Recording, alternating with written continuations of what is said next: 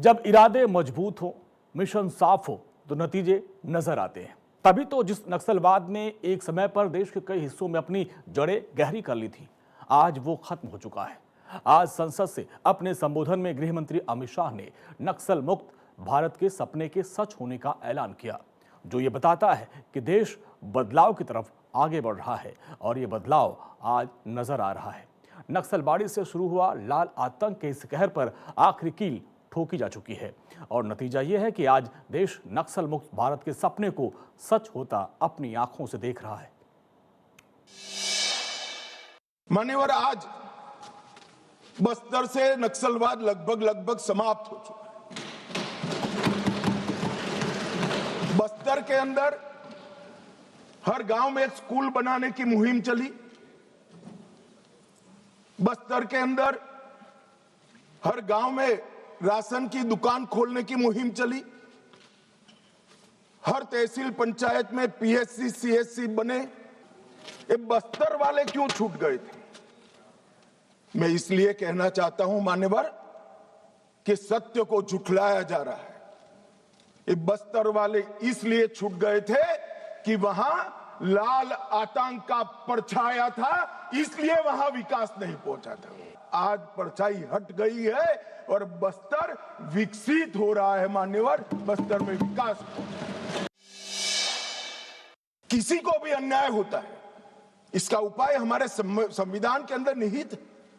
अदालतें बनी है, विधानसभाएं बनी है, जिला पंचायतें बनी है, तहसील पंचायतें बनी है। ये पूरी व्यवस्था को नकार कर हाथ में हथियार उठा लोगे, ऐसा कैसे चलेगा? और जस्टिफाई जो करे उनको मैं कहना चाहता हूं, वो समय चला गया। ये नरेंद्र मोदी की सरकार है, जो हथियार उठाएगा उसको हिसाब चुकाना। इस तरह से नहीं चलेगा। 12 राज्य, छत्तीसगढ़, तेलंगाना, आंध्र प्रदेश, ओडिशा, महाराष्ट्र, मध्य प्रदेश, झारखंड, बिहार, बंगाल, केरल, कर्नाटक का कुछ हिस्सा और उत्तर प्रदेश के 3 जिले, ये पूरा रेड कॉरिडोर बनाकर रखा और वहां कानून का शासन समाप्त कर दिया। 12 करोड़ लोग गरीबी के अंदर सालों तक जीते रहे, किसी ने चिंता नहीं की। हजारों युवाओं की मृत्यु हुई, कई पूरा जीवन दिव्यांग बन गए, अपाहिज बन गए, नर्क का जीवन जी रहे हैं और उनके तक विकास भी नहीं पहुंचा। मान्यवर, कौन जिम्मेदार है इसके लिए? नक्सलवाद से मुक्त भारत की रचना भी नरेंद्र मोदी जी के शासन के अंदर ही हो रही है। ये 12 साल एक प्रकार के देश के लिए बहुत शुभंकर साबित हुए। देश को गरीबी से मुक्ति दिलाने के लिए, देश के युवाओं के लिए नई शिक्षा पद्धति लाने के लिए, देश की आंतरिक और बाह्य सुरक्षा को सुनिश्चित करने के लिए ये 12 साल में बहुत कुछ हुआ है। मगर मैं मानता हूं, अगर कोई पॉलिटिकल साइंस का विद्यार्थी इसका रेटिंग करना चाहेगा कि ये सारी चीजों से सबसे बड़ा फायदा किस फैसले और किस सिद्धि से हुआ है, तो निसंकोच वो पॉलिटिकल साइंस का विद्यार्थी नक्सल मुक्त भारत को नंबर 1 पर रखने से जरा भी नहीं। दुनिया में कई रिकॉर्ड है, बड़े बड़े तानाशाह जब जनता साथ नहीं देती है तो डूम हिलाकर भागे हैं। मगर यहां पर आज वामपंथी उग्रवाद समाप्त होने जा रहा है, इसमें जनता का भी बड़ा साथ है। और आज मैं फिर से एक बार इस चर्चा की शुरुआत में जो हजारों युवा मारे गए, जो सिक्योरिटी फोर्सेस के जवान शहीद हो गए, जिन्होंने अपना सर्वस्व इस देश की आंतरिक सुरक्षा के लिए बलिदान कर दिया, वो सभी को मनपूर्वक पूरे सदन की ओर से विनम्र श्रद्धांजलि देकर उसको एक्नॉलेज करना चाहता हूं। इनका ध्रुव वाक्य क्या है कि सत्ता बंदूक की नली से निकलती है।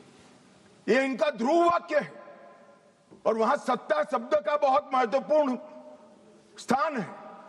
ये विकास के लिए नहीं है, अपने आइडियोलॉजी के अस्तित्व के लिए है, अपने आइडियोलॉजी के विचार विजय के लिए है और आइडियोलॉजी को भोले भाले आदिवासियों में स्प्रेड कर कर सत्ता हासिल करने के लिए। यहां कोई विकास की बात नहीं है, इनका लोकतंत्र पर कोई विश्वास नहीं है। यहां ढेर सारे लोग, मैं नाम देना नहीं चाहता, मैं सुन रहा था 3 घंटे से कह रहे हैं कि अन्याय है तो अन्याय के खिलाफ लड़ रहे हैं। भाई लड़ने का तरीका क्या है? हम अंग्रेजों के शासन में नहीं रह रहे हैं। कुछ लोगों ने भगत सिंह जी और बिरसा मुंडा से कंपैरिजन कर दिया। क्या हिमाकत कर रहे हैं? शहीद भगत सिंह और बिरसा मुंडा, भगवान बिरसा मुंडा जो अंग्रेजों के सामने लड़े, वो संविधान तोड़कर हाथ में हथियार लेकर निर्दोषों की हत्या करने वालों लोगों के साथ आप इसका कंपैरिजन कर रहे हैं। विकास को तो वामपंथी उग्रवादियों ने वो क्षेत्र में सालों तक नहीं पहुंचने दिया जो अब नरेंद्र मोदी के शासन में वहां पहुंच रहा है, घर घर जा रहा है। गरीबी के कारण नक्सलवाद नहीं फैला, बल्कि नक्सलवाद के कारण इस पूरे क्षेत्र में सालों तक गरीबी रही। हम संवैधानिक रास्तों से हमारी लड़ाई लड़ेंगे या हाथ में हथियार लेकर निर्दोषों को मार डालेंगे? किस थ्योरी का यहां से समर्थन हो रहा था, मैं नहीं समझ रहा। अगर आप धमकाना चाहते हैं कि ये होगा तो ये भी हथियार उठाएंगे, ये होगा तो ये भी हथियार उठाएंगे, ये डरने वाली सरकार नहीं है मान्यवर, सबके साथ न्याय करने वाली सरकार। किसी को भी अन्याय हो तो हथियार हाथ में उठा लेना, ये लोकतांत्रिक तरीका है क्या? हमारे संविधान के सारे बताए हुए रास्ते सारे कुंद हो गए, बंद हो गए। संविधान ने हर चीज की व्यवस्था की। कई सिक्योरिटी एक्सपर्ट ऐसा कहते थे कि सत्ता के समर्थन के बगैर किसी भी हथियारी मूवमेंट का देश के दिल में बीचों बीच तिरुपति से लेकर पशुपतिनाथ तक ये रेड कॉरिडोर संभव ही नहीं। अभी पूछ रहे थे राजकुमार कि कहां से हथियार आए। मैं उनको बताना चाहता हूं, जो हथियार पकड़े गए हैं उसमें से 92% हथियार पुलिस के लूटे हुए हथियार है। थाने लूट लिए, गोलियां लूट ली और उसका उपयोग निर्दोष जवानों को, बच्चों को, कृषकों को मारने के लिए किया है। मैं 50 बार कह चुका हूं सार्वजनिक मंचों पर, बस्तर में जाकर, बस्तर के हर तहसील में जाकर कह चुका हूं, हथियार डाल दीजिए, सरकार आपके पूरे पुनर्वसन की व्यवस्था करेगी, मगर हथियार नहीं डालेंगे।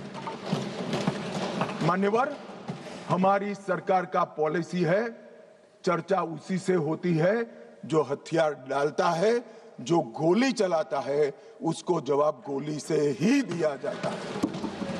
ये हमारी सरकार का पॉलिसी है, हथियार डाल दो। आप इसको अन्याय का स्वरूप, अन्याय के खिलाफ संघर्ष का स्वरूप मानकर महिमा मंडित मत करो। हम जिस सदन में बैठे इसका विरोध करने के लिए वो जन्मे हैं। वोट की जगह बुलेट से शासन प्राप्त करना चाहते हैं। कुछ लोग ऐसे होते हैं जो चर्चा से मानते ही नहीं है, वहां बल प्रयोग कर कर उनके अत्याचार से निर्दोष नागरिकों को बचाना पड़ता है। जब इन नक्सलवादियों ने सैकड़ों निर्दोष किसानों को बम लगा लगा कर पैर बगैर का कर दिया, कई स्कूलों में रेड कर कर 8 साल के, 9 साल के, 10 साल के बच्चों को उठाकर ले गए और नक्सलवाद की सेना में भर्ती कर दिया, और क्या हम मूक दर्शक बनकर खड़े रहे? ये भारतीय जनता पार्टी की सरकार है। हर नागरिक की सुरक्षा नरेंद्र मोदी ने सुनिश्चित करी है। जो भी अन्याय करेगा नागरिकों के साथ, समझा तो ठीक है मान्यवर, वरना फोर्स इसी के लिए बनाई गई है। इसका उपयोग भी होगा, परिणाम भी आएगा, और आज आ भी गया है। 5000 से ज्यादा सिक्योरिटी फोर्सेस लड़ते लड़ते शहीद हो गए। उनकी विधवाओं के लिए एक भी आर्टिकल नहीं है, इनके अनाथ बच्चों के लिए एक भी आर्टिकल नहीं है।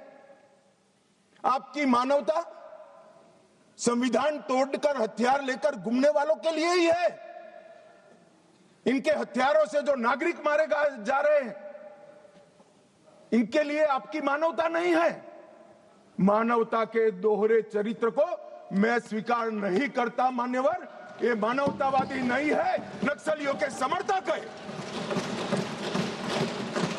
अगर मानवतावादी होते तो वो किसान का पैर उड़ गया इसकी भी चिंता होगी, वो अबूत बच्चे से इसका बचपन छीन लिया इसकी भी चिंता होती। मान्यवर, वो हाथ में हथियार लेना नहीं चाहते, गरीबों के हाथ में हथियार दिलाकर अपनी विचारधारा को, अपनी आइडियोलॉजी को पनपाना चाहते हैं, मगर उनके भी दिन लग गए हैं। हिड़वा जब मारा गया मान्यवर, 172 जवानों को मारने वाला हिड़वा जब मारा गया, इंडिया गेट पर नारे लगे, कितने हिड़वा मारोगे, हर घर से निकल लेंगे हिड़वा। ये वीडियो को राहुल गांधी ने स्वयं ट्वीट किया है। कैसे बच सकते हैं?